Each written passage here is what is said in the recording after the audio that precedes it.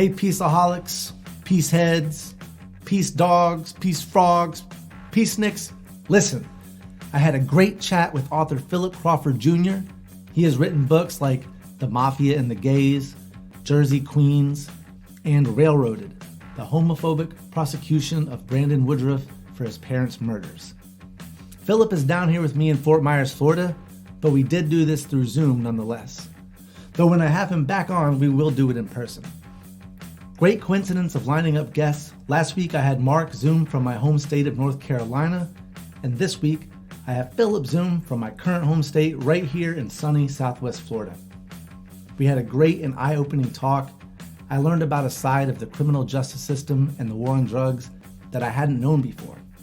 I was unaware that the LGBTQ community, like racial minorities, are overrepresented in prisons, are given longer sentences, and are treated more inhumanely while incarcerated.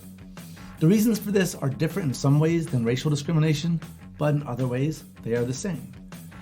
I thank Phillip for being a guest and helping to shed some light on this important angle to the war on drugs. It is these sort of talks precisely that give this podcast purpose. It's the more you know. And every time I learn something new about the drug war, it is then known.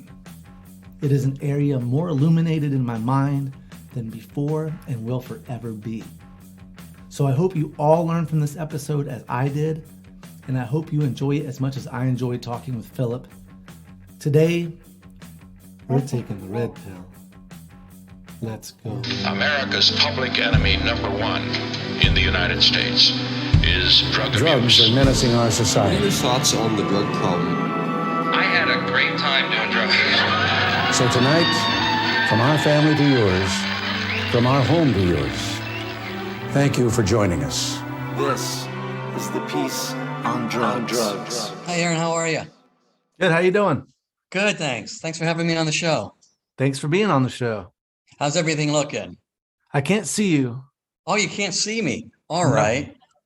Let me try. How's Well, that? There you go. There we go. Yep, now I can All see you. It'll just make it easier, I think, more conversational if you can see me. I do. Yeah, All I do. right. All right. prefer I it wasn't that way. trying to hide my face. I'm just not fully tech savvy yet, even if it's 2022. Yeah, I'm still learning myself, honestly. All right. Right. It's kind of, when you were born, how old are you? I'm 38. I'll be 39 in about 2 weeks. Oh, okay. So you should be a little bit more tech savvy than me. I should be. I started way late on it. I don't know. For some reason, I prided myself on not being into the computer thing for a long time. Then I wanted to do a podcast, and I was like, all right, now I have to learn everything I could imagine, from recording programs to video to. It's actually a lot of fun once I started getting into it. But Right. It's interesting, right? If you just take it gradually and take it step by step, and it certainly opens up a lot more avenues, for, getting to know our world and learning about other people and all. Definitely. Yeah, I started listening to podcasts, and it kind of opened my mind to, the idea that information's free now. We can listen. I mean, also there's good and bads in that, right? We have people that find the wrong information or misinformation, but also you can find the right information if you know where to look, and it's all there. It's all free now. So it's kind of an amazing world that we're kind of creating. No more gatekeepers. That's right. Like I say, there's good and bad in that. Right. But as long as people know how to think for themselves and question what they're reading and researching, I think it can be for the good. So Now, how long have you been doing your Peace on Drugs podcast? We started in March of last year, so it's been a little less than a year.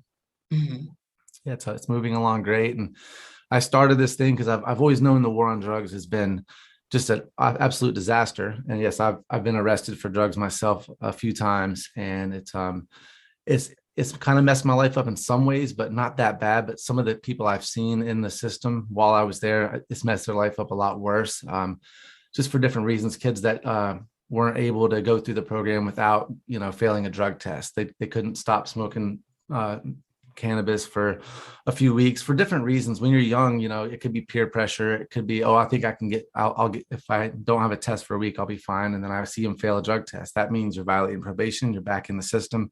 You have to try to do it again. And also it messes people's careers up. I have not been able to work in corporate America because every time I got a job, my criminal record would come back and they'd let me go.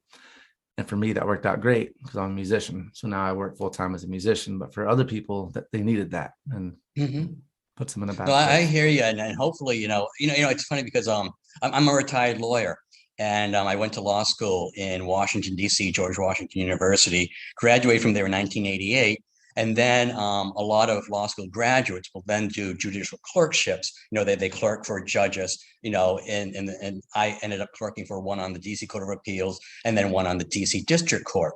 And this was at the height of the war on crack. There's that huge crack epidemic in the late 80s and the early 1990s. And you had these just really harsh mandatory minimums that were coming down where the judges didn't have any discretion. And, I clerked for a federal district court judge. And so we got a lot of the drug cases coming through Washington, D.C. And what we saw a lot were these young Black kids, literally 18, 19, 20, 21 years old. And they were called mules. They were getting on the trailways of the Greyhound or on the train. And they're coming down from New York, bringing little more than $1,000 worth of drugs on them, and they were just dumb kids being pressured to do it by other people, and they would end up in court going through trial. And you might as well try the case if you're a defense lawyer because there's mandatory minimums. There's no incentive for a plea deal, and get a lesser sentence.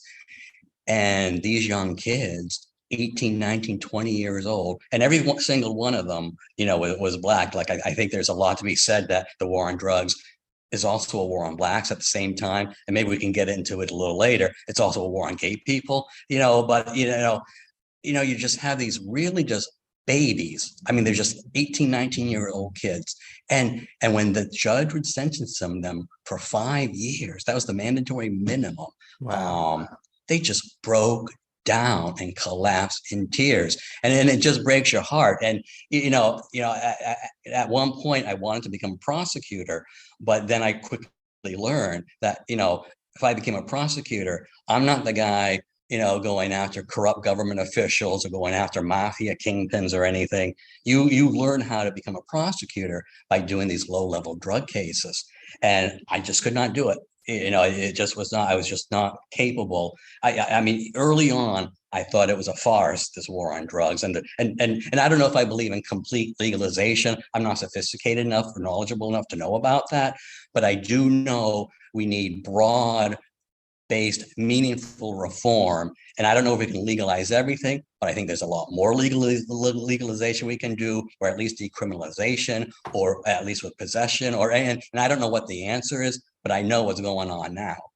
I know. And it's confusing for me too. And I've been studying this now for a year, reading constantly on it and having guests on it who are pro legalization. And I think I'm pro legalization at this point across the board. I don't think it looks like alcohol it does. I think we kind of messed up with alcohol. It's too promoted and it's too expected of people to just drink booze. But that's not going to change. But maybe when we legalize other drugs, we don't go into the complete recreational, but we allow people access. But like you said, decriminalization, that's the first step. First step is just stop arresting people for their personal drug use immediately. And like what Oregon's doing, and they're doing it in a way where if you get caught with a certain amount, they might require you to go see a counselor or something like that. However we do it, though, the first step is stop arresting people for it. And like you said, you as a prosecutor, you couldn't do it. And I remember reading the book, I think it was called Going Up the River, and it was about mandatory sentencing. And he went through all these different jails, and it said a lot of even judges were quitting. They were like, what's my job now? My job is to be a computer. I look at their previous arrests and their current charge, and then I follow the chart to what I have to sentence them. So what's my even job? I mean, there's no room for compassion in a system like that. Exactly. And then there should be discretion. I mean, some 18-year-old kid who made a, stupid mistake carrying drugs to another city, on behalf of somebody much more powerful, and then ruining that person's life, it just makes no sense. There's no more room. The thing I hated about this war on drugs is there's no room for just being a human being anymore. It's very human to experiment. It's very human, to engage in things like drinking, drugs, and we criminalize what should just be ordinary human behavior. And I just don't think that's the right way to treat people. And particularly, on so many of these drugs, they're relatively harmless to the individual, unless you get into the addictive stage, but not everybody's an addict, and there are a lot of people who use drugs recreationally, responsibly, and it makes no sense to throw them in jail. They're not hurting anybody, and if somebody ends up hurting somebody, well, then you use the same laws that you do for alcohol. You get into a vehicle accident and hurt somebody because you're impaired, under the influence of drugs. Then you deal with that, but you don't make the status itself illegal. But I think we're going in the right direction. How far we get, how long it takes, I don't know the answer to that. Yeah, I agree with that. We are starting to see that happen, but you're right though. When somebody is abusive on alcohol, we have a charge for that. The charge is the violence. It's not the drug use, and I think that's what we need to understand is that if somebody. So say, well, what happens if somebody smokes meth and then they go hold up a store? Well, the crime was holding up a store. That's a violent crime. Doing the drugs, not. But also in legal drug systems, you don't have this kind of behavior nearly as much. We've seen in Switzerland that when they legalized heroin, that the crime rate dropped significantly. Auto thefts went down 55%. Armed robberies went down like 90%. Drug dealing went down. There was, just crazy drops of criminal behavior because a lot of this has to do with paying a really high amount of money for a drug that's not, cocaine. I think the price of cocaine is like $4 a gram in Colombia, where it's from. And then over here, it's $100 a gram. And that's the difference when you have a criminalized system. So you're paying for that. Premium on the illegality. The risk to traffic it shoots up the price. All right. Yeah, exactly. And like you said, we criminalize human behavior. This is why the war on drugs has become a war on people. And that's why when you see a kid who's 18 years old, who comes from a poor area and is, tempted to run drugs for somebody because they see a small amount of money, but to them say that the small amount of money is $300. That's not a small amount of money to an 18-year-old who has no chances of getting a really good job in their neighborhood, so they run the drugs, and then they don't see the big picture of the 5 years. They don't think about that. And it's actually been proven that a punitive system does not deter criminals don't think about the penalty as much as, it doesn't really help the problem. When you say, well, we give it a stiffer penalty. If you give them 20 years, you're still going to have the same kid delivering the crack. So why are we doing this? If it doesn't prevent crime, what's the point of doing it? It's just smug, self-righteous virtue by the system. That's pretty much what it is. I think. I think they can talk all they want about well, we're doing this out of compassion, or we're doing this because it's harms to society. And I think at the end of the day, most of these hardcore drug warriors against the drugs are basically just self-righteous, virtuous, miserable people. That's what I frankly think is at the end of it. And they're so afraid of stepping outside of their own box that they can't understand choices other people make, and we just don't allow people to make those choices, and if there are, consequences, if they do hurt people, then you deal with it. If there are consequences where they hurt themselves, maybe you deal with it, maybe you don't. If you want to be strict, you can say, hey, that's a choice you made, you live with it. But on the whole, people are going to do drugs, period. The only issue is whether they're legal or not. But we know from the last 100, and the war on drugs in America really has begun really kind of the post-prohibition era, like maybe around 1930 or so. That's when they really ramped up the war on drugs. And how are we doing? It's worse like, every time they've ramped it up. It started with Harry Anslinger. When alcohol prohibition ended, he didn't want to lose his department, so he went heavy with drugs. And also, he was a known racist. And back then, you could hold office and be openly racist. Sure. And he was. And it started with racist, a racist agenda. He didn't like the jazz scene. He did not like Billie Holiday singing about lynching. So he's like, let's attack her. You can't attack her for speaking her mind, but you can attack her for heroin. So they did that. And then Nixon, same thing. Nixon didn't like the civil rights movement. He didn't like the anti-war movement. Well, we can't arrest him for free. They have a freedom of speech, but we can arrest him for drugs. So he's, the Controlled Substance Act.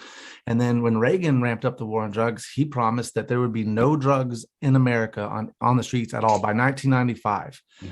And the amount of drugs in the streets has went up significantly. We have 100,000 deaths of overdose last year.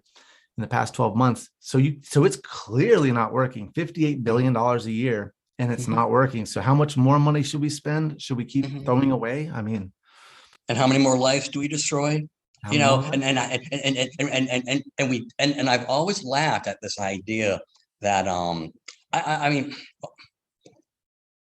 don't want to overstate it, but sometimes I think there's a little bit of hypocrisy about people talking about freedom in America when you take away an individual's fundamental right, to live their life the way they see fit, including if they want to drink, let them drink. If they want to smoke dope, let them smoke dope. If some, buddy wants to do, ecstasy in a club, let them do it. And these are just basic human experiences that have been going on, for millennia. People have been using, substances to kind of alter their perception or to, just kind of get out of themselves for a while, and that it's just ordinary human behavior. And I just never understood why there are so many people who just want to clamp down on people just having an ordinary human experience. And, and people don't do it forever. It tends to be a very youth kind of, activity for a lot of people. You can talk to a lot of baby boomers who will say, oh yeah, when I was in college, I smoked a lot of weed. They're not, well, maybe they are smoking a lot of weed still, but some of them are, but not everybody, and or you can talk to a lot of gay people, who say, oh yeah, we used to do a lot of GHB or a lot of ecstasy or MDMA or something in the clubs, back in the 80s and 90s. Well, guess what? They're 60 years old now, like me. They aren't doing it anymore, and everyone survived it. People had great fun and they survived it. And when I was in New York City, for example, there's this one guy who I think his name was Peter Gation. He owned a lot of the big clubs at the time, like the Limelight Club. And, at all of the clubs in New York, all the dance clubs, the gay ones, particularly, but they all were doing it, half the crowds were on ecstasy or some kind of club drug, there were always dealers at these clubs, well-known dealers, always in the same spot, usually by the bathroom, and you always knew who to go to. And, at one point, the feds prosecuted Peter Gation. They indicted him because they accused him of basically taking kickbacks from the drug dealers on the premises and installing them. And he was basically running the enterprise. At the end of the day, he got acquitted, because in New York City, there's a lot of people who just simply will not accept this kind of war on drugs. And then if you have 12 jurors on there, they kind of get what's really going on. And we saw this too during the crack epidemic when you would have a lot of juries. The evidence was clear this young kid was a drug mule bringing the drugs down from New York into Washington, D.C. The jury started acquitting. You'd have jury nullification against this drug war. And so, and I think it goes back to the times of Prohibition too. The people were against it, and I think that's why we're starting to see some change, some less draconian measures, in this drug war, because the people are saying this is just insane. The amount of harm that's happening is, by the use of the drugs is minuscule compared to what we're doing to these people's lives by throwing them in prison and then ruining their futures. And a lot of the violence we see, for example, if you're in Chicago, a lot of the, street gang violence is really just a proxy war, for turf involving, the Mexican drug cartels. And you legalize that goes away. 100%. Right? Yeah. And also a lot of the cop brutalities that are happening because of the drug war. And with this defund the police movement that gets so much criticism, I was like, well, they worded it wrong. Defund the drug war and you demilitarize the police. And when we do that, they'll stop kicking in doors in poor neighborhoods. The Breonna Taylor that got the no knock, or they knock and then kick in the door and start shooting. That kind of stuff is nonsense and should not be happening whatsoever. So yeah, I think that like you said, the drug violence, the drug gangs, and when you hear people talk about it, you mentioned like we went to Chicago in June, and we would talk about it. Some people, well, we're going to Chicago. Oh, be careful. It's all gang violence there. You're going to get shot. And it's like, well, we're going to the business district. So no, we're not. But also they make it sound like it's this horrible thing that's in the Black community. They're just a bunch of violent. They don't like, they miss the whole point of what's really going on there. And it's going on everywhere where there's drug gang violence, and it happens in white communities. And what happened in Mexico, the Mexican cartel thing, it's atrocious. And it happens because we forced them to join us in prohibition, and now their country's in shambles because of a drug war. That if you legalize the drug trade, all that goes away. All that violence goes away. Mm-hmm. I think the country would be a lot better off if we just legalize it, and we got to be careful even how much we want to regulate it too, because that's what happened after Prohibition. It was a farce. The war on alcohol was a farce, and everyone knew it. In fact, there was this one case. I think it happened in El Paso, Texas. Must have been during the 1920s. And one of these revenuers, from the Treasury Department, ended up trying to bust somebody. He ended up getting shot and killed. And at the time, there was no murder. It was not a federal crime to murder somebody. It was only a state crime to murder somebody. So they had to bring the case in state court.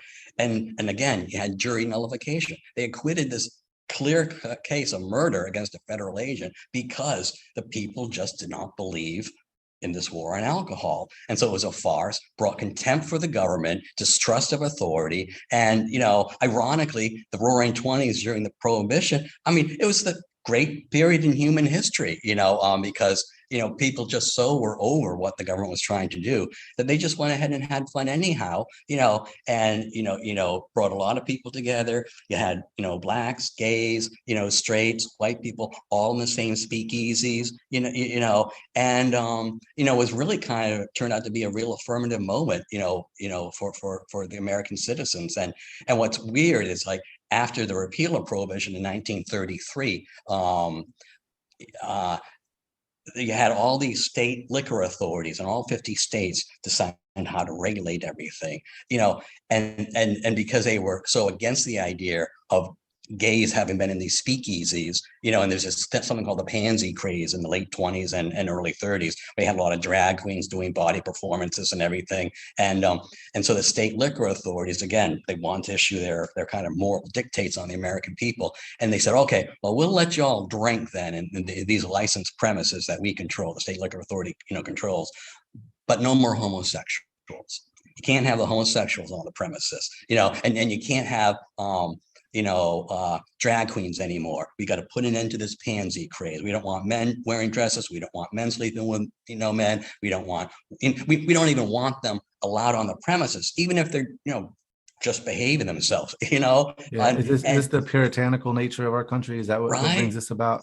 It was so they outlawed gay bars essentially, so 1933 comes around, and at this point the mafia says, hey, we can't deal drugs. We're losing this income, from our bootlegging business. So we're going to shift over to the narcotics trade, and a lot of the narcotics trade actually passed through the early gay bars. And the early gay bars weren't really 100% gay. They're more like criminal dens. They were owned by the mafia. The gangsters were hanging out there. The prostitutes were hanging out there. The narcotic addicts were hanging out there, and the gays would start hanging out there, and so very early on, a community. And they were drug drops, so a lot of these, establishments were being used as a means for trafficking the drugs and along the distribution pipeline.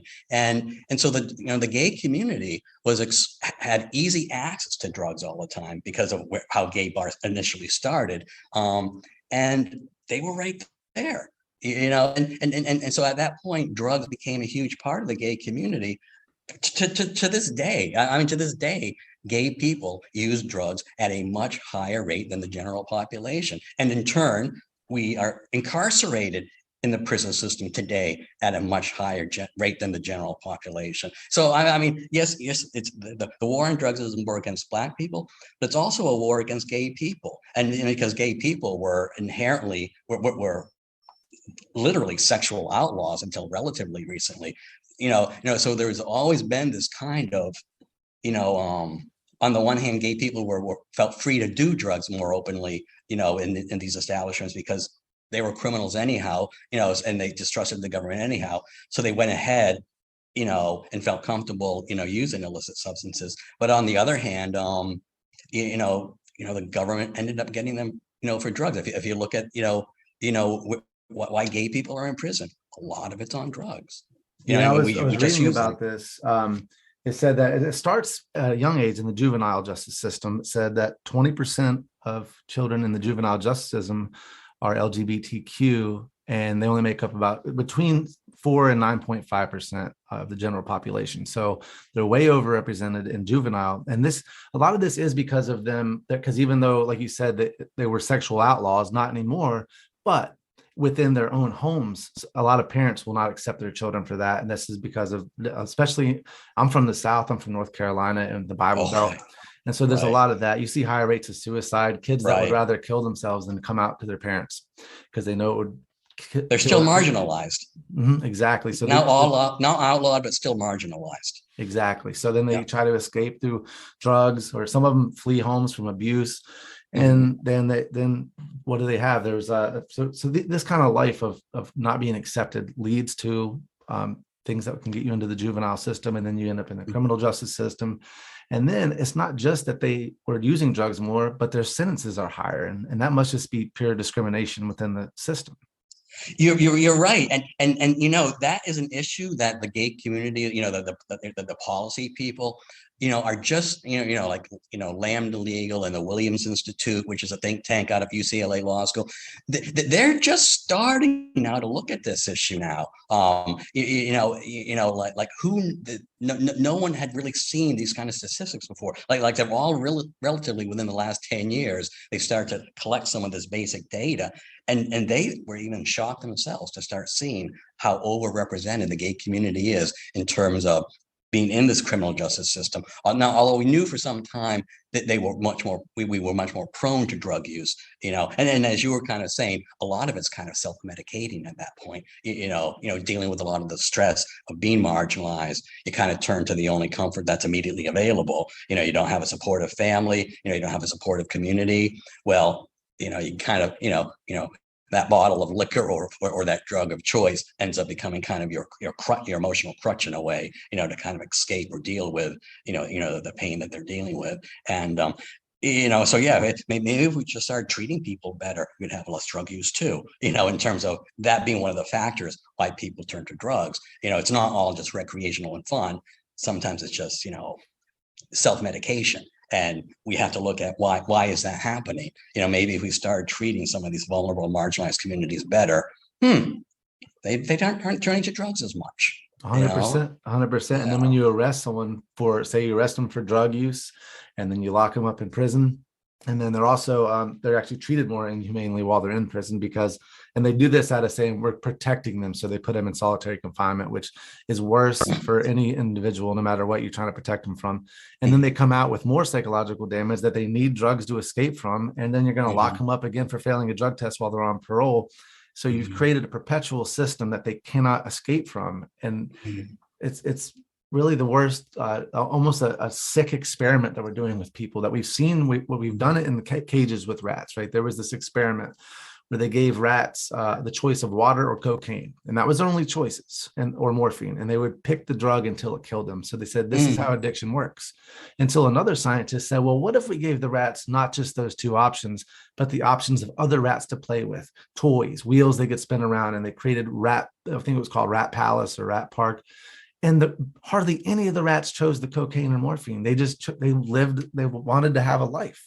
And what we've done with the criminal justice system is we've recreated the first experiment with humans, a system that they would just choose the drugs until it kills them because you're not giving them a chance at living a fulfilling life. Wow. I think that probably sums up most of the people who abuse drugs or are addicted to drugs.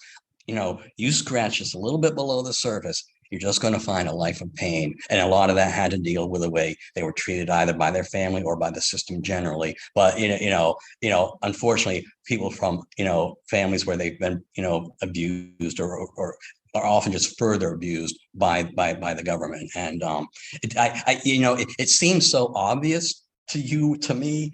I still don't understand why the system as a whole doesn't quite get it, and I just don't understand, how they see it differently. Yeah. It just seems obvious to me. Me too. And I know I always talk about the puritanical nature of our country, because a lot of it does have to do with with that, but that can't be all it is. Because when I talk to a lot of religious people in my own family and I talk about the drug war, they're on my side when I talk to them about it, because they're like, they see it as a problem. They're like, well, it doesn't make sense. So at this point, I think we've almost institutionalized the violence to where we have whole institute, like the DEA, his whole purpose is to keep drugs on the black market, because if they solve the drug problem, they're all out of a job, which would never, so that doesn't work. So it's part of the puritanical nature of the country, but it's also now this machine that we've created, this drug war machine. That's also the prison industrial complex. I mean, we have prisons that are for profit. That means they need people to fill up those beds to make money. It's really sick. And and like you said, it's the marginalized people that are the ones paying the price. And for the life of me, I've never understood how but they have the profit. The system has the profit motive to keep going on the war on drugs, and then on the flip side of that is that's also the same very profit margin or profit motive that organized crime is thriving on too.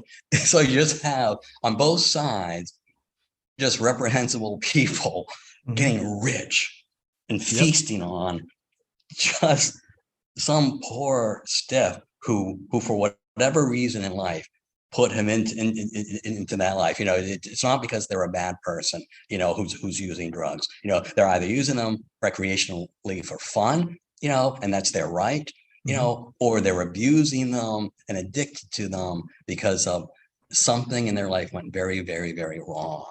And what's the government's answer to somebody who's been beaten up? Let's beat him up some more. It's what you were saying, basically. Exactly. It's awful. It's really awful. And what you're saying, I mean, Milton Friedman, the conservative economist, said in the 90s, he said, if you look at the drug war from a purely economic standpoint, their purpose is to keep the cartels in business. That's their purpose, is to protect. They're doing a good job.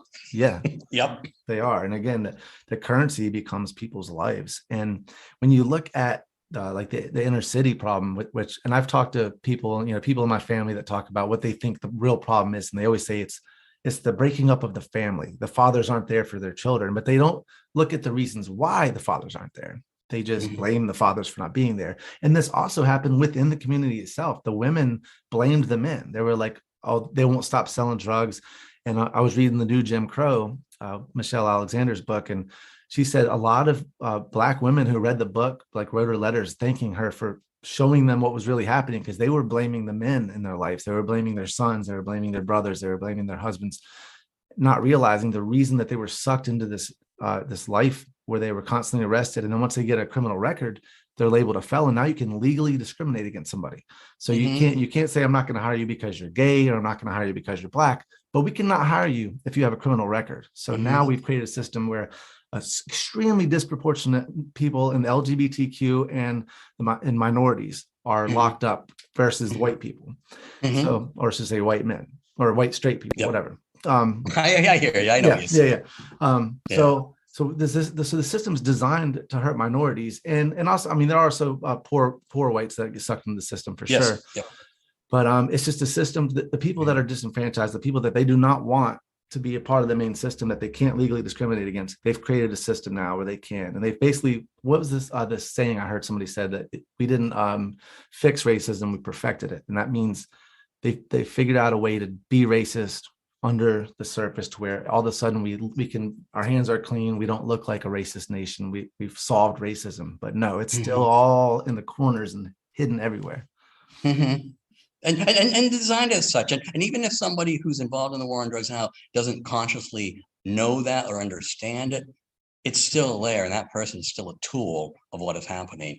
And one thing too about the overrepresentation of LGBTQ folk in the criminal justice system, we don't know, in terms of that overrepresentation, how many of those people are of color. There's still more research that has to be done on that. There may be just this really unfortunate intersection in terms of these people who are in the system, both for being Black and for being LGBTQ. and so they got to do more work on that. But it's just like, it just seems, I was floored that we don't have the answers why on this yet in terms of understanding that issue. And I just want to correct one thing too. When I said Peter Gation, who owned the Limelight, was acquitted. He was acquitted. I think I may have said too, it may have been jury nullification. That's a wrong word for me to use. Like, jury nullification is they know the person is guilty, but they acquit him anyhow. He was in fact just acquitted. So gotcha. I didn't want to leave the impression that it was a nullification issue. But clearly clearly the jury didn't see enough evidence to acquit him on. And the feds have been looking at that for a long time, and that's how they went after Vito Genovese in the 1950s, who headed a mafia family. They saw like he was using all of the gay clubs, as drug drops, and a lot of these, raids against the LGBTQ bars, and clubs in the 1970s and 1980s.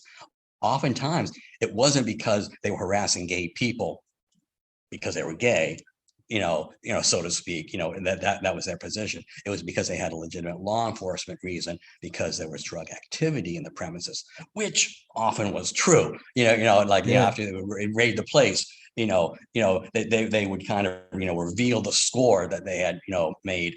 And there was a lot of drugs on the premises, and then so it would get closed up, so was it because the place was gay, or was it because there were drugs on the premises? Or was it because they wanted to, they had a legal way that they could shut down something they didn't want to be there. Right. And that's what it kind of seems like to me, because you look at, other places where drugs are happening, because they're happening at other bars. How much cocaine is done at a bar where a bunch of just a regular bar. I used to work in restaurants. There's so much cocaine going on there, and there was never any cops coming in and doing a massive bust. And I think it makes me wonder about when they outlawed MDMA, because MDMA became very popular in the 80s and was legal up until July of 1985. Right. And you could buy it with a credit card, and nobody was dying. And because of one Chicago study that showed there was possible brain damage in rats from MDA, not even MDMA. And even the researchers themselves said it's a stretch to say that this could be also applied to humans at this point. Doesn't matter. They outlawed it and started arresting. And that was a big drug and popular in the gay clubs, wasn't it? Yep, it was a huge. In fact, going all the way back to the 1970s, it was a huge drug in the gay clubs. It was probably it was easily the drug of choice in the gay community during the 1970s was MDMA, and then it later became, I don't know, ecstasy, and I guess the kids today call it Molly. But that kind of euphoric, club drug. It's ubiquitous in the clubs. And it's funny because you were talking about the cocaine in the bars. And I thought, if somebody ever said, where do I go in this town to buy cocaine? I'd say, just go to a bar. Yep. I mean, not some, yuppie after hours, corporate bar, but go, if you see a lot of, well, I'm not gonna, but there's there's a lot of bars, and there's probably, at many bars, a resident drug dealer who's always in the same corner, He's got his back to the corner, his eye on the door, not talking to a lot of people, but everyone knows who he is. And that's the person that you go to. And I mean, there are some bars where they're probably selling more cocaine than alcohol. It's just, and then, it really is. Talk to the bathroom attendant, get to know the bathroom attendant, and he'll let you know. Because a lot of the bathroom attendants that places I've went will hold the door closed for you while you make your deal and do your stuff. Like he knows the guy. He's getting kickbacks, I'm sure. But and how far those kickbacks go up, who knows? I don't know. Do they sometimes reach the owner, whereas the manager or the doorman just kind of do it as his own little side hustle?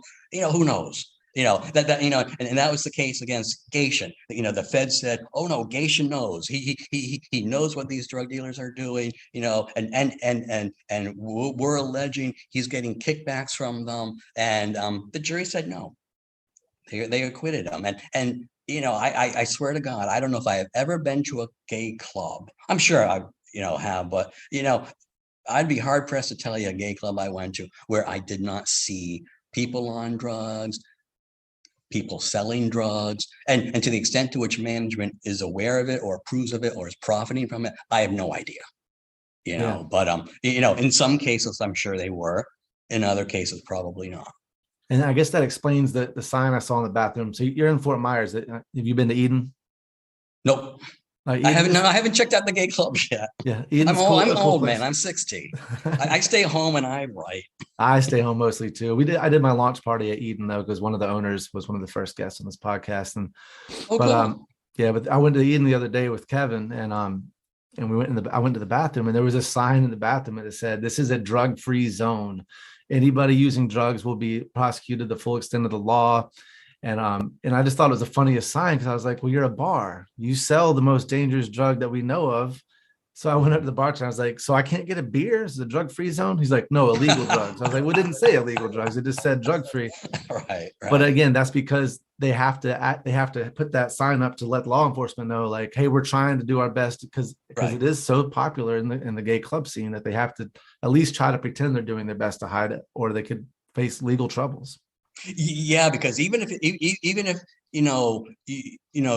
wouldn't rise to the level of criminal liability for the club owner, the liquor authorities don't have to apply a criminal liability standard. They can shut you down just because they don't think, because you're tolerating or permitting it on the premises and aren't doing enough. And that's how they got, a lot of gay, establishments in the 40s and 50s and 60s, when the when gay bars were illegal. You'd have 100 queens in the place, and the bar owner would say, how did I know they were gay? It's like, and then they thought, well, you just didn't do enough job finding out, based upon their looks and mannerisms and appearances. And there's all the subjective criteria that the owners were supposed to know to keep the gay people out. And so they'd shut them down, and it was just a very low level civil standard. But yeah, if there's drugs on the premises, the liquor authorities will, shut you down like that, But again, this seems discriminatory, because at the gay clubs, they have to be very careful. But I've played bars that, wasn't a gay club. It was just a regular bar, where every single night I played there was at least three guys in there that I knew were cocaine dealers that I could get cocaine from. There was a guy in the stall doing cocaine. The bartender was offering me cocaine. Cocaine's everywhere, but they don't have to put that sign up and worry about it. They just keep it on the load. But, it's just so obvious that there's different discriminations happening. Yeah, and gay people have always been under their eye of the government. We've always been not trusted. I mean, for example, in the 1950s, when you had this whole Red Scare, all about the communists in the government. Well, there was also at that same time something called the Lavender Scare. And Dwight Eisenhower in 1953 issued an executive order, and he said, we're gonna root out all homosexuals from government. And they literally had investigators from the FBI and the CIA, just going through the personnel records and taking reports, anonymous reports from anybody, saying who's the homosexual in the government, and get them out. Wow. And so there's always been just this incredible, whether it's the drugs, or whether it's being gay, the government always found a way, to get the gay. It's like you wonder, where does that game smear the queer come from? Our federal government. Wow. That's where it came from. Wow, right? That's so crazy. It's crazy to think that they could legally do that. Let me ask, is the military finally done legally discriminating, or are they still doing It's that? good. If you want to fight for your country, God love you, go for it. But in my lifetime, it wasn't like that. There was the don't ask, don't tell policy, which means as long as you don't let us know, you're okay, which is also ridiculous. So don't be yourself, or if you do it behind closed doors. But even before don't ask, don't tell, there was an absolute prohibition. Even if you weren't telling, they could get you out. Yeah. And in fact, I went. Yeah. Yeah. When I was up at college, I graduated from Bates College up in Lewiston, Maine, where I grew up in Maine. And I graduated there from 85. And in 1983, I was out really young. I was out when I was like 19 years old. And I was at Bates College. I guess I was a sophomore, I guess I was a junior. And I became president of what was then called the Gay Straight Alliance. And that was our big thing. Like we made a move, to get rid of the military recruiters from on campus because they discriminated against gay people. And you know what? we lost. Oh, wow. Yeah, but and if we had won, it would have been the first college in the country to have banned military recruiters at the undergraduate level. But we lost. The student representative assembly said, no, we're not going to support you. But the administration said we're not going to support you. I think the faculty actually did support us, but because there were a lot of 60s radicals on that faculty. So God love them, they supported us. But no, even at a liberal arts college in the Northeast in 1983, they would not kick off the military recruiters for their discriminatory policies and made us feel bad. In the process. And here I am now 40 years later, 60 years old. And I say, see, I was right, guys. Awesome. You give enough time, the world turns and evolves, which is why it gives me hope on this war on drugs. Eventually, people will come around and look at it both rationally and look at it compassionately, but, I mean, good God, it really, really, really harms people, throwing them in jail and treating them like animals. And see, that's one thing has also bugs me. I'm from New York City, and we have this place called Rikers Island, which is the detention jail for people who are going to trial. And God, you can sit in there for 5 damn years, before you get to trial on some. But I mean, it's a hellhole. And the conditions in which people are living. I don't understand why some of these places haven't been shut down under the Eighth Amendment as cruel and unusual punishment. I don't think people understand exactly what happens to people when they go to prison.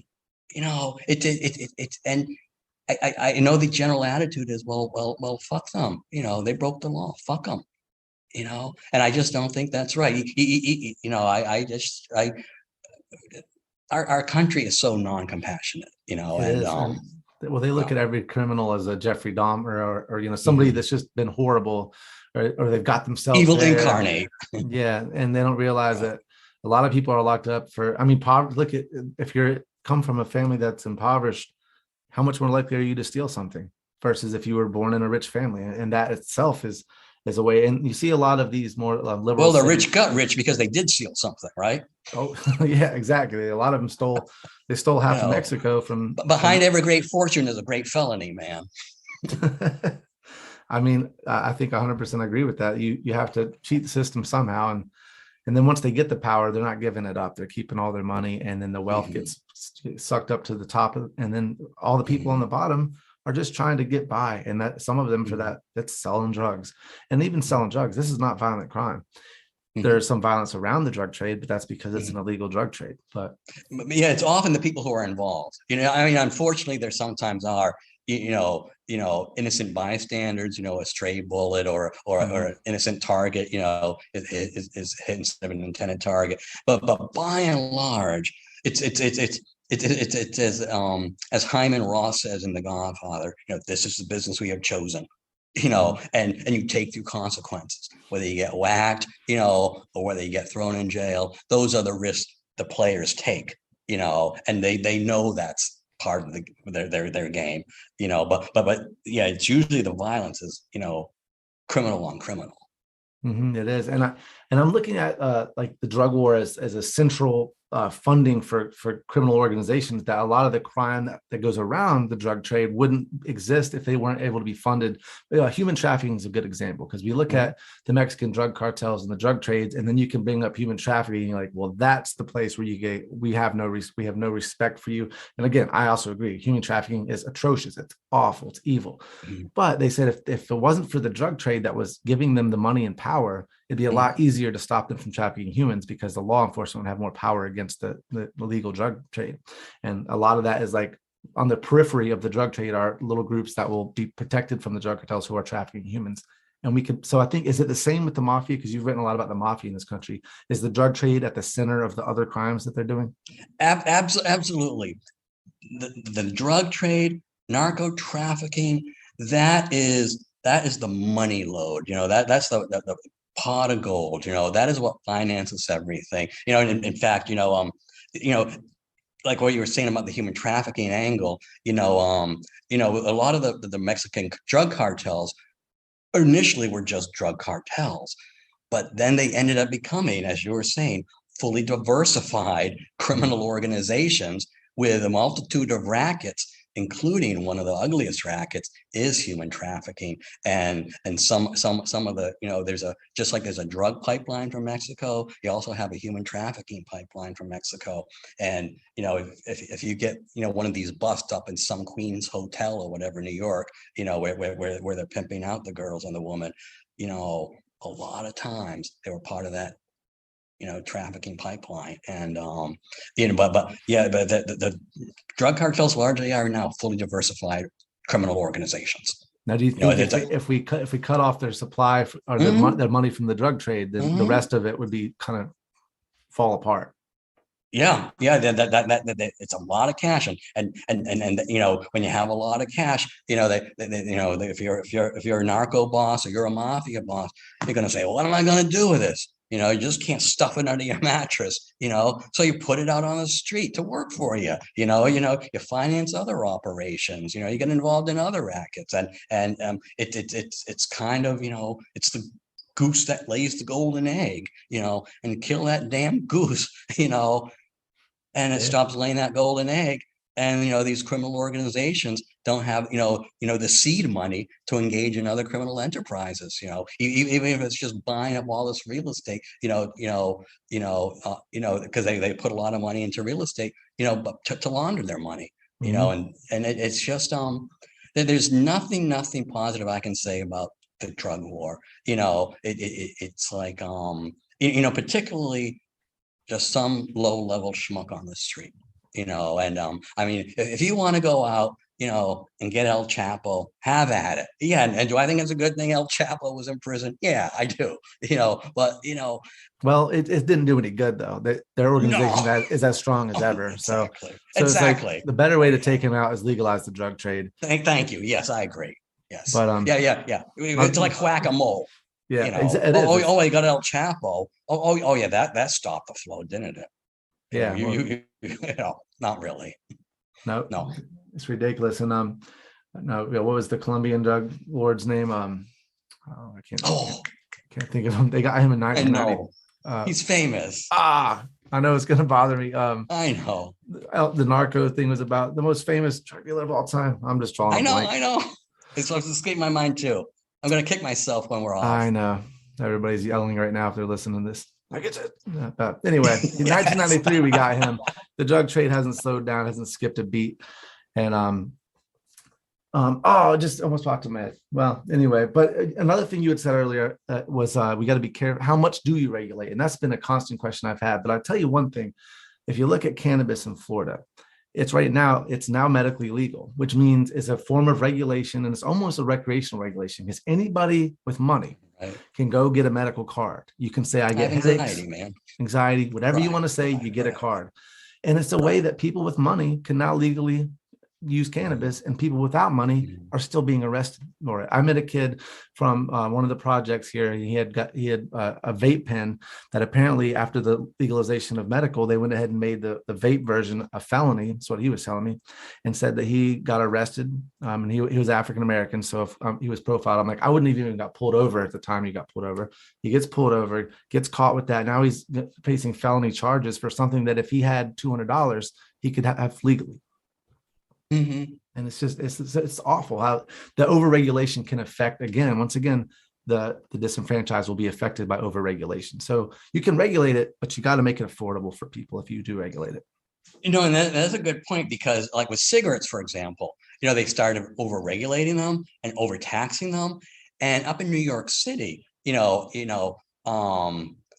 of the cigarettes are black market cigarettes. You have organized crime, basically taking a van down to Virginia where the tax is like, 1/3 of what it is in New York. So they buy them by the boxes in Virginia, where the taxes are so low, bring them up into New York, and sell them out of a car, every Friday at 10 a.m., whatever, on this corner, you'll see that van or that car there. And you can buy, just like the way the mob used to sell bootleg cigarettes or alcohol out of the back of a truck.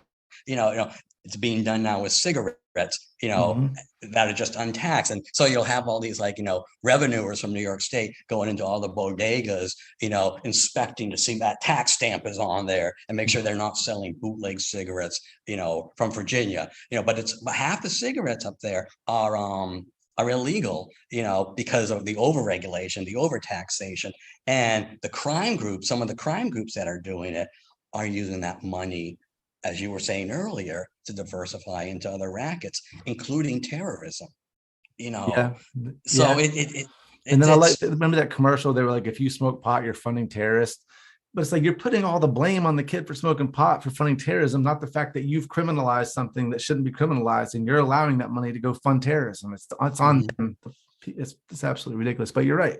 The illegal drug trade is funding terrorism. I mean, honestly, if you look at the cartels, what is that happening down there but terrorism? That's what's happening. People, their body parts in the street. There's cities that people at first when they first started seeing the bodies chopped up in their streets, were sick to their stomach, couldn't work. And now they walk past them and go to their jobs. It's become so normalized. That's insane. I mean, that's just absolutely insane. And it's weird too about with marijuana. And it's just so ironic now that, marijuana is becoming medically legal and in some states recreational legal. I haven't smoked weed in, good God, 20, if not 30 years, and it's just so ironic. When I was a teenager, I grew up in the 70s. So yeah, we smoked some Colombian Gold or whatever, and here I am now 60, and damn, now that it's all legal, I'm basically, haven't had a puff. But it's funny because with the weed becoming legal, the FBI currently is engaged in major investigations into the extent to which officials are getting bribed to get their dispensary license, to the extent organized crime may be behind some dispensaries as they have undisclosed interests in them, and that's kind of what happened with alcohol. You had the repeal of prohibition, you had the 21st Amendment in 1933, and the first people in line to get, their liquor license were mobsters who once were bootlegging the stuff, and for decades, the mob was behind a lot of legitimate, bars, with undisclosed interests, and in terms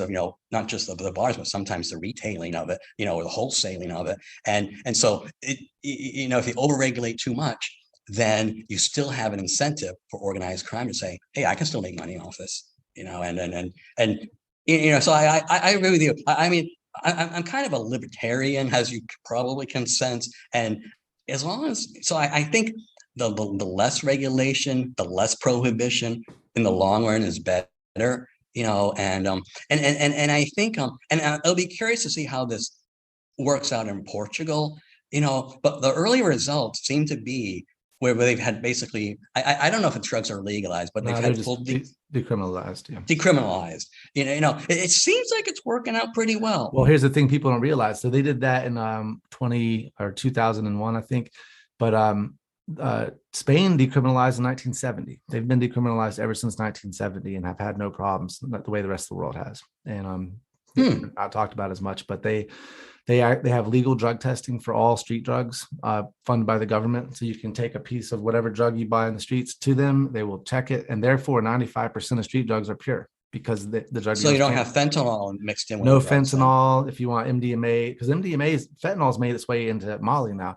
So that's why I won't even touch this stuff now. And I do enjoy every once in a while to do ecstasy, but I'm not doing it now because once again, people are dying from a drug that's pretty benign. Before it was made illegal in 1985, people were not dying in the clubs from MDMA.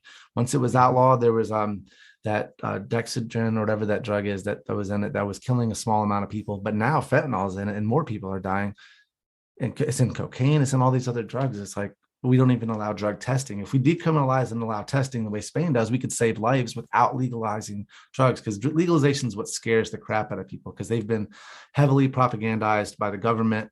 They have a lot of misinformation in their head about what a world with drugs would look like. They don't have any memories of what a war of before the drug war. They only know the drug war. So, but decriminalization doesn't mean legalization. It just means we're going to stop arresting people for the drugs that they have on them for their own use. That's Mhm. that simple. And be allowed the testing to make sure that they do decide to ingest something that is not going to kill them. I don't think anybody would agree that it's, if you take a drug that's not legal, then if you die, that's your fault and you deserved it. I don't think anybody would think that you deserve to die for snorting a line of cocaine. Mhm. Well, There are not- such people out there. Yeah. Not a lot, but there are some Yeah, people. but the majority of people, right? I hear you. And I think the majority of people want cannabis to be legal across the country. And yet Yes, states in the yes, South that, yeah. like North Carolina, still has no legislation even coming on to any ballot about legalization. We need the federal government to do it. The federal government Mhm. needs to step in and say, it was the same with gay marriage. The Southern Bible Belt states were not going to have it. So the Nope. federal government had to step in and say, all right, enough's enough. This is no longer not going to be allowed. We have to have the federal government do the same thing for cannabis. And honestly, I think for the whole scheduling, Controlled Substance Act needs to just be wiped away. No more arresting for drugs. Like, I mean, it's different if you're running an operation and you're moving mass amounts of drugs. But again, I think we legalize the trade, then we can solve this problem. And like you said, though, the mafia was first in line to open up bars legally once prohibition ended. Well, who's going to be first in line to open up the drug trade in Mexico? It'll be the cartels. It's just something we have to face, a reality we have to face. But those cartels will then become safer. Will murderous people become successful businessmen and not be punished? Yep, that'll happen. But it's still going to create a safer society. And that should be the ultimate goal. It shouldn't be we have to punish. We have to fix the problem. We have to save lives. And that should be the focus, not how do we punish the wicked. Absolutely. Amen. Preach. Yeah, I know that was all just very brilliantly well said. It was like, it was really well said. And then over time, like for example, at first the mafia had a really huge role in the bars, in particularly the gay bars, where in cities in which the mafia was entrenched, they had a near monopoly over the gay bars. But over time, the mafia's influence in bars generally diminished, once homosexuality became more acceptable, and basically legalized, I mean, then the mafia's role in the gay bars became much more diminished. So you had, so there's room, for legitimate business folk to enter the market. When it first all becomes legal, yeah, the people who controlled it previously, they're still going to have a big seat at the table. But over time, their power and their in that market is going to diminish over time, because the feds will still go after them. I mean, if they're running, these things illegally, because that's what mafias and cartels can do, is they not only like illegal markets, but they'll take legitimate economies and operate them through illegal means, and so for example, like, the mafia, got in trouble. Like there's this guy called Matty Yanello. He ran a lot of the gay bars in New York City in the 1960s, 1970s, 1980s. And in 1985, and it wasn't illegal to run a gay bar then, but Matty, being a mobster, he found a way to run it illegally because he always wants to maximize his assets, so he was skimming all the cash, because it was a cash business back then, and you'd be paying all your money in cash for your drinks. Well, Matty Ganello said, well, $1 I'll report to the government, $2 I won't, so he's just pocketing all that cash, and not paying taxes on it. So they ended up getting him for running a legitimate business through an illegal means. And so, to the extent the cartels, or mafias are still involved in the drug trade once it becomes legal, the feds will get them anyhow and leave the market just for legitimate business people who, that they aren't fronts for some guy, they're going to pay their taxes, they'll follow, whatever regulations, hopefully minimal, they'll follow them dutifully, and so that will happen. Well, yeah, if we get there. It makes me wonder how many of the current alcohol companies, the big ones, the Anheuser-Busch's, were actually seated in the illegal business at one point, or is that a very small percentage of them? I don't even know. Never really thought about it. I don't know the answer to that question. I'll have to look into that. It'd be interesting to know. There's got to be some that started in prohibition that were successful, that are still companies that exist today. But I think I don't have a problem with it. Oh, of course. Right. Yeah. I'm sure. Yeah, they're not still whatever other. No. But it's the prohibition thing is fascinating. And we were in Chicago. We did the architecture tour, and it was pretty cool. There's this one big building that looks like a champagne bottle. And it said architecture was basically a middle finger. It almost looks like a middle finger to the federal government during prohibition. They made it look like this huge champagne bottle. Right. People, the public didn't like it. Yep.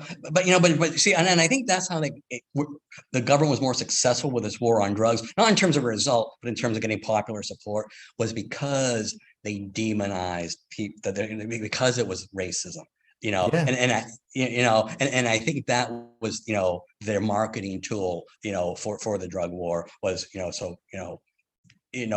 now I think it's falling away. We just have to get some of these politicians more on board, in terms of, just taking a position. It was like, it was like, for years, people like, Joe Biden or even Barack Obama would say, oh yeah, I believe in traditional marriage. I don't believe in gay marriage. Inside, I think they really believe they did believe in gay marriage, but they couldn't say it yet publicly. But at a certain point, they said, okay, we're going to say it. We support it. It's happening. And then the Supreme Court said, "Yep, okay, we're going to rubber stamp it." Prohibiting gay marriage is unconstitutional of our equal rights. But it takes important people to start saying it. It does. I said when Bernie Sanders said he supported the decriminalization of cannabis, but then when I think he was on Joe Rogan, and Joe Rogan's like, "Well, do you support the decriminalization of all drugs?" And he said, No. We're definitely not ready for that. And I think in his heart, he knows that he is. But if he would have said yes, his whole campaign would have been over immediately. So that's the way our political system works here, that if it doesn't matter what's in your heart, you have to look at what's going to destroy you. And like you said, when Barack Obama said he was for traditional marriage, I don't believe that either. Also, I don't believe he was an actual Christian. I know he goes to church because he has to make appearances, but I think he's an educated man that I would guess he's agnostic at least, but he's not going to. But he has to render unto Caesar that which is Caesar's. Yeah. Yes, because you can't win if you're not in the game, and so he has to stay in the game in order to ultimately win it. And sometimes people do make compromises, but everyone knew in Barack's heart, yeah, this is insane. What do you mean two men can't get married? Yeah, exactly. Yeah, it is disappointing though what some of the politicians, he was one of them, when they get into office, the change that they don't do, that you're hoping that once they get in that they will do. But also, I don't know what the true limits of power in our country. It's not up to just the president. We don't. This is, we have the Senate, we have the House, all these things. You got corporate America, and that's the biggest problem, I think, is that the money that gets put into these campaigns. Why does it cost $1 billion or $500 million to run for president? That makes no sense to me at all, and it shouldn't make sense to any American. But that's the thing: people will buy bullshit, so you need to have ads that will put the bullshit out there, or you're not going to get the votes. And then who paid for that? And the problem is, the big pharma that paid for your campaign also paid for your opponent's campaign. So whoever wins, you got to answer to them, and that's a broken system inherently. But we keep moving forward though, and that's what I always keep saying. When you look at the feminist battle, the Black civil rights battles, the gay rights battle, everything happens in small little pieces, a little victory here, a little victory there, and then 20, 30, 40, 50 years later, you can look back at the last 50 years and say, wow, there's been a lot of progress. And I don't see a lot of setbacks. I mean, you would know better than I don't see a lot of setbacks in the drug reform movement. I think it keeps progressively inching forward. It is inching forward right now. I'm hoping that doesn't change. As of right now, we are seeing the end of the drug war, the beginning of the end of the drug war. Right. Because even some of the conservative Republicans are kind of looking at it just at a logical, libertarian little L way and saying, yeah, this doesn't make sense. So we'll see where we're at. I mean, and I think people will be pleasantly surprised that it won't lead to people mainlining in the streets, It won't. And that's what one of my guests brought up. He's like, people that when you ask them, well, they're like, well, if heroin's legal, everybody would do it. And you ask them, would you do it? And they go, well, I wouldn't do it. Well, there you go. There you go. No, the people who want to do it are already doing it. Exactly. And then your numbers, I don't think will change one iota, whether they're legal or not. I think more or less, basically, if you're going to do them, you're going to do them. The only issue is it's legal or not. Yeah, well, the numbers that will change drastically are the amount of overdose deaths. They will drop to almost zero. So that's a number that should count. Yes. Yeah, I hear you. Well, I'm going to say this. I haven't read your book yet, but I did order it and it's not here yet. So I can't wait to read Mafia and the Gays. One of your books. You have many books. Well, thank you. And when I do read it, though, I'm gonna get you back on and talk about it, and maybe get you in the studio since I'm here in Fort Myers. All right. Yeah. I felt like well, I don't want to walk 10 minutes away. Well, Zoom's real easy. And also, I didn't know if there's a COVID thing because COVID's still, out there. So maybe in a few months that'll go away. I don't know. I'm triple vaxxed. I'm just a creature of habit and comfort. And I don't like kind of being more than 10 blocks out of my, comfort zone. That was it more than I could even come to you. I have a portable studio too with a USB mic, but it's fun to sit down in person and talk. And most of my guests aren't in Fort Myers, so I have to do it through Zoom. So maybe the next time we'll get together and do this in person. Sounds cool. It was really good to meet you, Aaron. Nice to meet you too. I can't wait to read your book. So also just a quick plug on your book. Yes. You have Mafia and the Gays. So I wrote them down here somewhere. Okay, there's the Mafia and the Gays, which is the first one. That's the one everybody seems to read, and that's about the historic role. And I do it in a lot of meticulous detail of the Mafia's role in the gay scene, all the way, from the post-war years, 1945, all the way up through the mid-1980s, when Matty Iannello got indicted and convicted for his role in tax skimming from several of his gay bars. So that's the book most people read. But I also wrote some companion books that kind of dovetail well with that, including one I recently wrote called Jersey Queens, which is all about the role of the state liquor authority in New Jersey to shut down gay bars in the period following the repeal of Prohibition from 1933 up until 1966, when the New Jersey Supreme Court said, no, you guys can't do this anymore. Gays have the right to have a few drinks and enjoy some company at the bar, and so that goes through all their historic documents and just shows just the insanity of these undercover cops going into these gay bars, trying to ferret out the gay scene, and say, oh my God, look how he's holding his cigarette. That's a queen, let's shut this place down. It's just insanity, and it just shows you, you don't want to give government power over your individual lives. And I think that's what amazes me, how much power they've had over our lives and continue to have. It's just not right. I agree 100%. I know you do. Yep. Also, you wrote a book about that was interesting. I was reading about the Brandon Woodruff case. He was a gay man convicted of killing both his parents with a knife in one hand and a gun in the other. Like that's nobody ever would. That's not how things happen. No, and there's no physical evidence tying him to it. Exactly. No bloody prints, no DNA, no murder weapon. But there was a huge narrative of homophobia against this 19-year-old defendant, but it was done down in Texas, over in Southeast Texas. And you want to talk about your Bible Belt country, No one's more, God-fearing than the folk, in Southwest Texas. It's right on the border of Arkansas. And wow, it's a real, it's a really tragic story. The kid is still he's not a kid anymore. He's like 35 years old or something, but he's been in jail since he was 19, took 3 years to get to trial. And from the very beginning, there was a homophobic animus, I believe, in the way they went after this kid, largely because on the one hand, he was a horse wrangler, and he had on the cowboy hat and everything, and his oversized buckles, and he was going to Abilene, Christian University over in Abilene, Texas. But on the other hand, he was a boy just coming to terms with his homosexuality, and he was partying at the Dallas nightclubs. He was doing some gay porn, and the cops saw that, and basically, in my opinion, they said, you must be guilty. Again, it was kind of like, the way Black people get profiled, gay people get profiled too. And that's part of the reason why this drug war on gays is this drug war is also insidious for its effect on gays, because we are overrepresented in the criminal justice system, just like what happened to Brandon Woodruff, and ironically though, Brandon had some good, religious background, and he didn't do any drugs. He was totally clean on that stuff. He did no drugs. He couldn't even finish half a beer.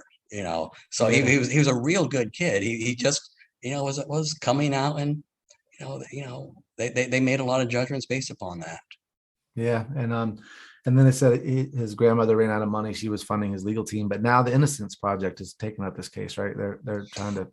Well, my understanding is they're looking at it, which is great, because that they'll see there's no evidence, and I mean, I think there's a chance. I know he had an unfair trial, no doubt he had an unfair trial, and in my heart, I don't think he did it.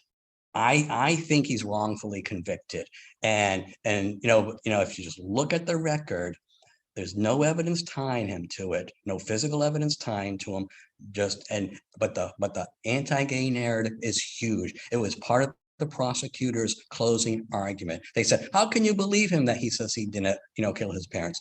He was lying about not being gay." He wasn't lying about it. If you ask him directly, he would say, "I'm gay," but he wasn't out to everybody. So they said, so you can't believe him. The mere fact that he was still coming out and he was living a double life is evidence of his duplicity and his deceitfulness. It's and so apparently, from my understanding, I mean, I don't have any dealings with the Innocence Project. I've never talked to them. I've never dealt with Lambda Legal, which is a legal organization as an advocate for gay causes.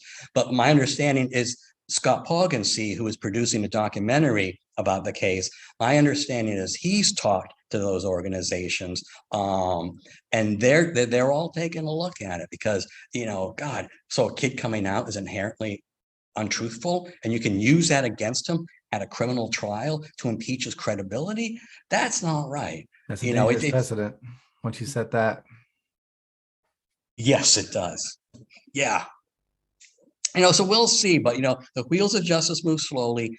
Brandon doesn't have a lot of options.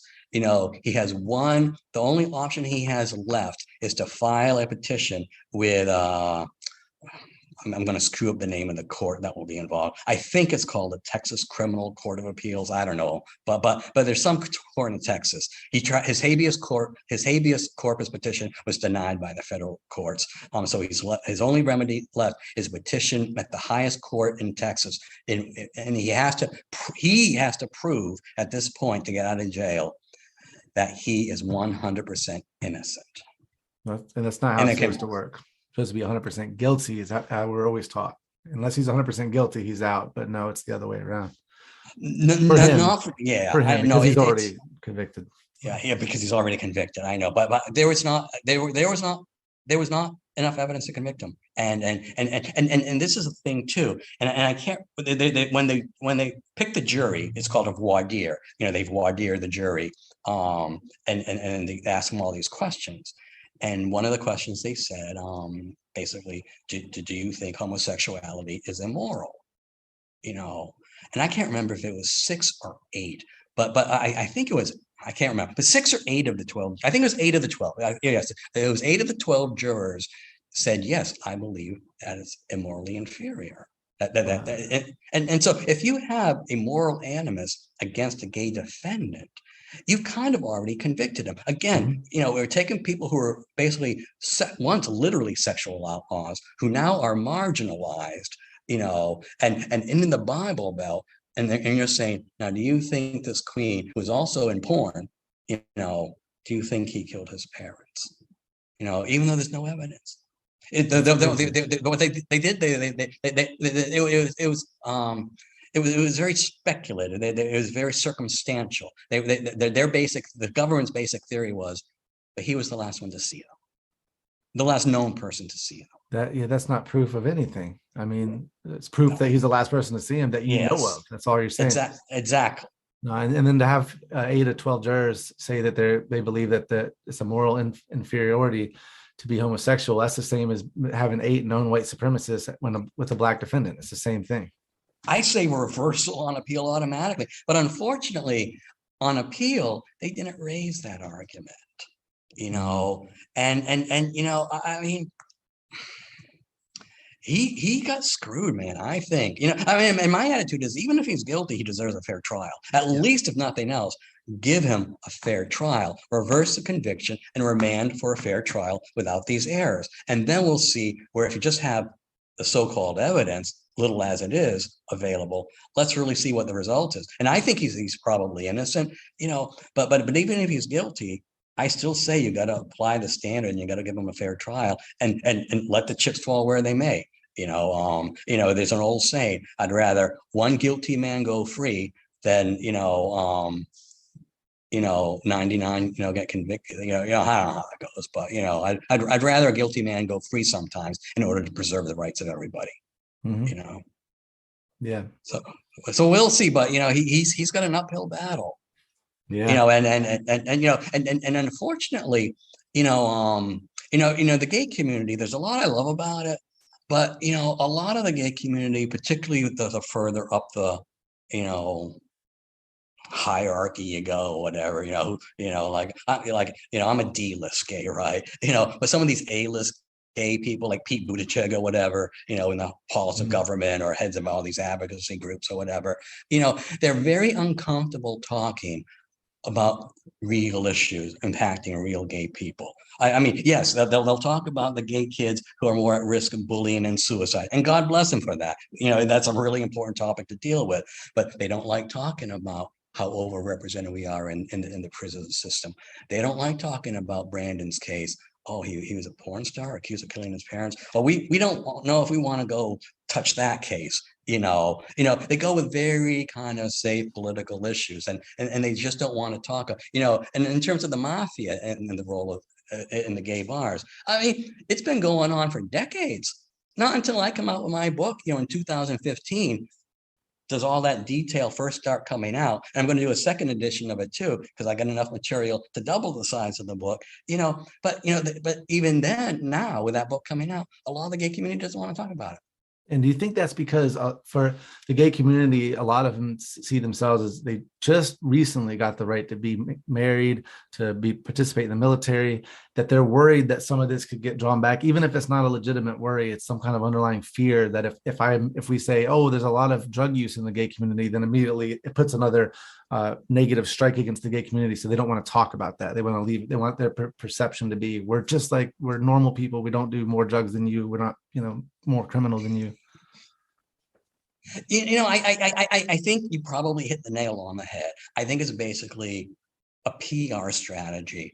But I'm thinking, well, while the gay community is involved with its PR strategy, we have a guilty kid in jail. I mean, a kid in jail who was convicted of being guilty for something I don't believe he did. And even if he did, he didn't get a fair trial. So, I mean, their PR campaign has real world consequences on a lot of gay people who they continue to let suffer because it doesn't fit their broad agenda. Yeah, I understand they all have a real good life going to their little cocktail parties with Pete and Chaz and Buttigieg. Good for you. I'm glad it's all working out well for you. But, in my heart, I don't think the first brick was thrown at Stonewall, in 1969. And that person was thinking, this is so Pete Buttigieg can become transportation secretary someday. It was all about people on the street. It was all about real gay, real queer people. And those people, I think, are really being ignored and not served well by the powers that be, in the gay. I understand where they're coming from. And maybe they can just see the forest through the trees a lot better than I can. And the work that they do is good. It's not like I'm saying their work is bad. I'm just saying we're ignoring a lot of real people who are sitting in jails, for a host of reasons. I mean, the gay community is starting to do a little bit better job with the trans issue. I mean, for a long time, trans people, particularly trans people of color, who are involved in sex work, the gay community wanted nothing to do with that, and they were really marginalized even within the political, the gay political causes, so now at least we're catching up to addressing their needs and their issues now too. But, just like the straight community has work to do, and just like the society generally has work to do, so does the gay community, and I just think at the end of the day, we're always better off just dealing with the facts, reality. It is what it is, and I don't think you ever go wrong by being honest in terms of approaching a subject and trying to work it out. Mm-hmm. But that's just my little beef with them. And, and I say, I do hope that I shouldn't say I hope. Either way, it's not a good thing that we're ignoring the people that are in the incarcerated or that have problems with addiction. They shouldn't be ignored. But if they're ignored because, what's the reasons? Is it because the Pete Buttigieg's of the world are in the club, and once they're in the club, they don't want to lose the parties and the drinks, so they just want to be like, oh, I made it, so everything else is fine. Hopefully it's not less of that and more of the fact that we're going to move this thing slowly and not try to, offend the powers to be. But we've seen the same thing in the minority communities, where with the crack epidemic, the Black politicians also voted to make stricter crack laws, but they did this to try to we're stand up for the club. And maybe they thought that these stricter laws would help their communities. There's some of that was there, not understanding how these laws would be much more detrimental to the community than any possibility of helping anything.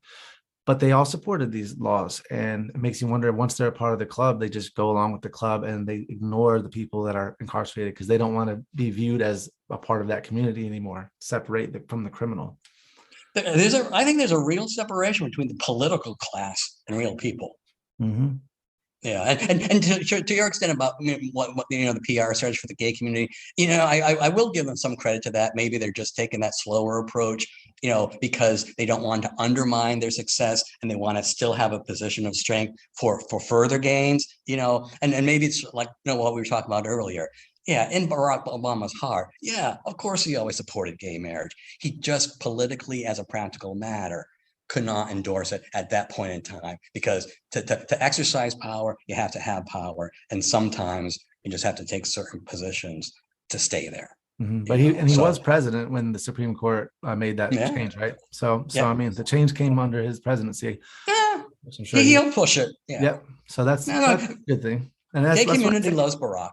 Yeah, that's why if somebody like Bernie Sanders would have won, and they could have decriminalized pot, maybe they also could have seen the decriminalization of other drugs, even though they weren't openly about it in the election. I don't know that this current administration is going to do anything positive with the drug war, even though they made that promise. Yeah, I thought they were thinking about taking at least marijuana off the schedule. They talked about it in the campaign, in the vice president debate. She made that promise. I haven't heard any news about them moving that direction. However, if they are, this is great news to me, and I need to look into it. I'm hoping before his 4 years are over that's one thing he does, and he might be trying to do something political with it. Wait till it's closer to the election; it'll get some more support his way, and it would. I think it would help out his presidency. So, yeah. We'll see what happens. Well, anyway, Phillip, it was great talking to you. I love this conversation. I can't wait to read your book. And like I say, after I read your book sometime in the near future, let's get together and do this again in person. All right. Sounds good, Aaron. All right, Thank you very much. Thank you. Good to meet you. Bye-bye. All right. Bye. Bye.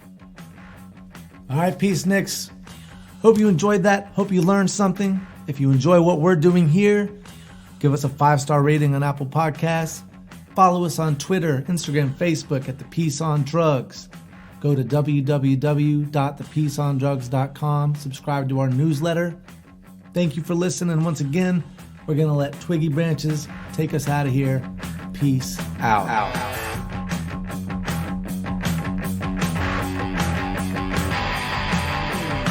You pay for what you get.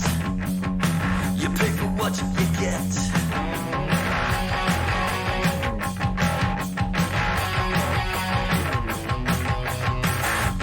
What you get when you align yourself with the appropriate jet set. Bad head, bad high, moves hard, by catching